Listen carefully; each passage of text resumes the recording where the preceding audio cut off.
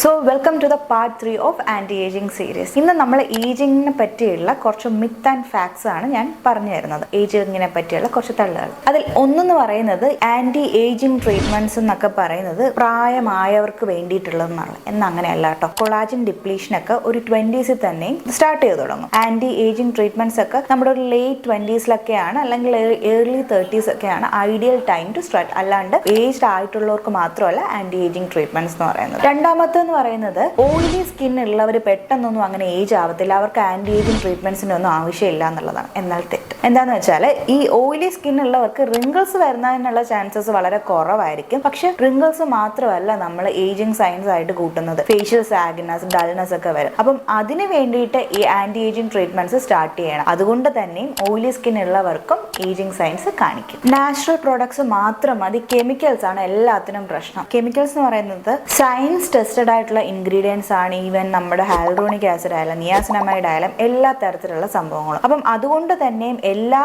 ഈ പറഞ്ഞ ഇൻഗ്രീഡിയൻസും കെമിക്കൽസും ഹാം അല്ല. അത് പ്രോപ്പർ ആയിട്ട് ഡോക്ടറിന്റെ ഗൈഡൻസോട് കൂടി ഡോക്ടർ പ്രിസ്ക്രൈബ് ചെയ്ത് സ്റ്റാർട്ട് ചെയ്യുവാണെങ്കിൽ it will not harm your skin.